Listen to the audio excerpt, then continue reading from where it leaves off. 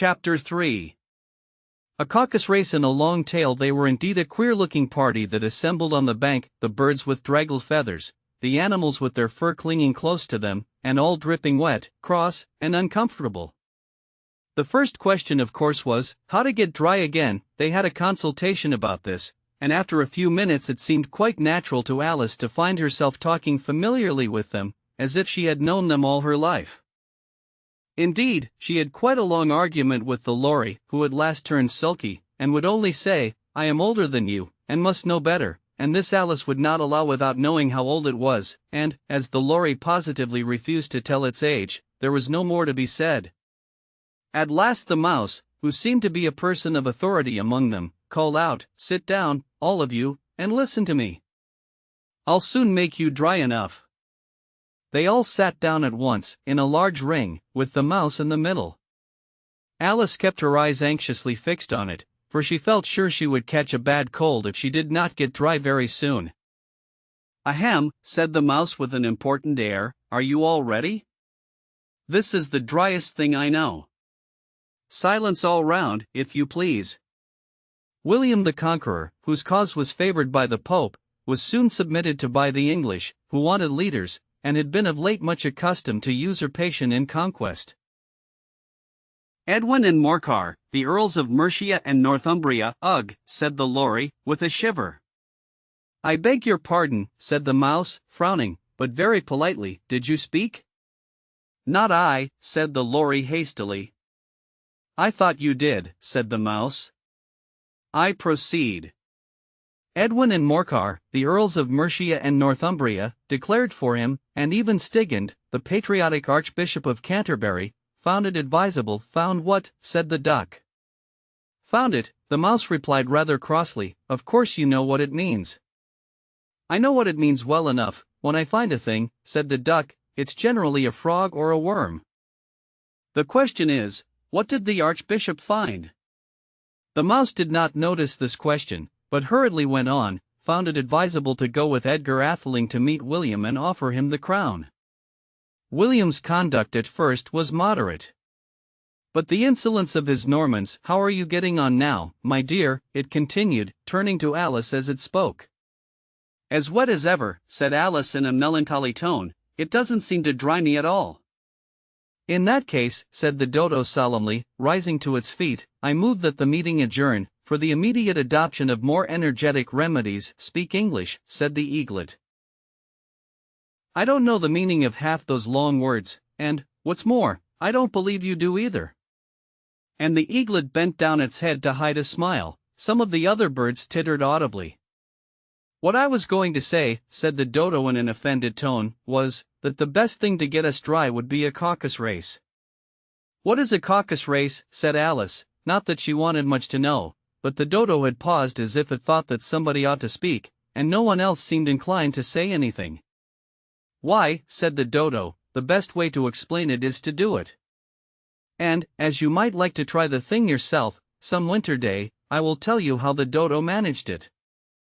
First it marked out a racecourse, in a sort of circle. The exact shape doesn't matter," it said, "and then all the party were placed along the course, here and there. There was no 1, 2, 3, and away, but they began running when they liked, and left off when they liked, so that it was not easy to know when the race was over. However, when they had been running half an hour or so, and were quite dry again, the dodo suddenly called out, 'The race is over,' and they all crowded round it, panting, and asking, 'But who has won?' This question the dodo could not answer without a great deal of thought, and it sat for a long time with one finger pressed upon its forehead, the position in which you usually see Shakespeare, in the pictures of him, while the rest waited in silence. At last the dodo said, 'Everybody has one, and all must have prizes.' 'But who is to give the prizes?' quite a chorus of voices asked. 'Why, she of course,' said the dodo, pointing to Alice with one finger, and the whole party at once crowded round her, calling out in a confused way, 'Prizes! Prizes!'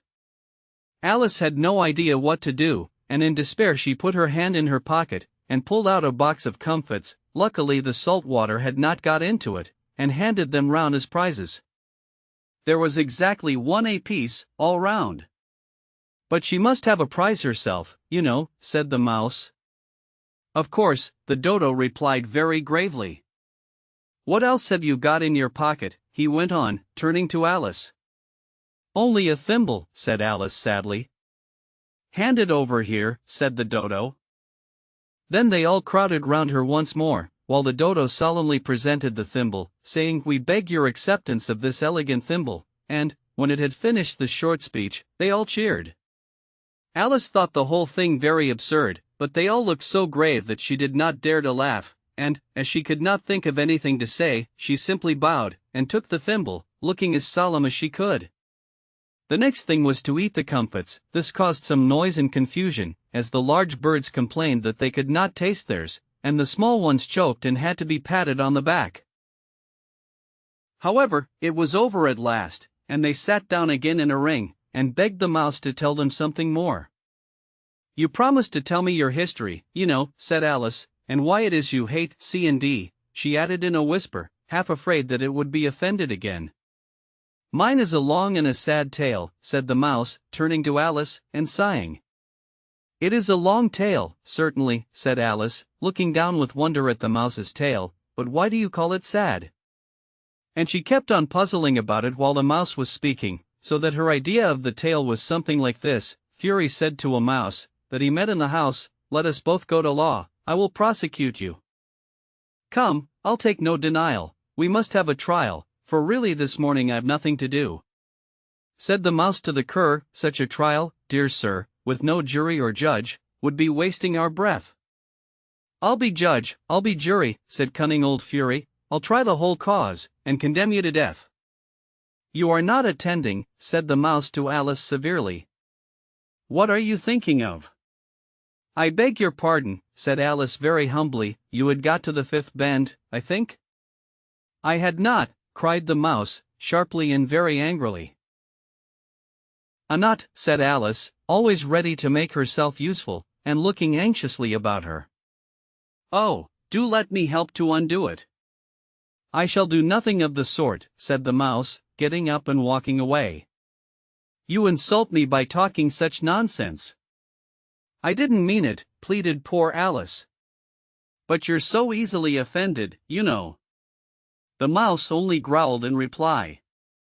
Please come back and finish your story.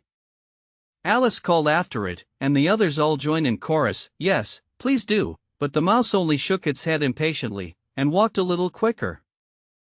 What a pity it wouldn't stay, sighed the lorry, as soon as it was quite out of sight, and an old crab took the opportunity of saying to her daughter, Ah, my dear. Let this be a lesson to you never to lose your temper. Hold your tongue, ma, said the young crab, a little snappishly. You're enough to try the patience of an oyster. I wish I had our Dinah here, I know I do, said Alice aloud, addressing nobody in particular. She'd soon fetch it back. And who is Dinah, if I might venture to ask the question, said the lorry. Alice replied eagerly, for she was always ready to talk about her pet, Dinah's our cat. And she's such a capital one for catching mice you can't think. And oh, I wish you could see her after the birds. Why, she'll eat a little bird as soon as look at it.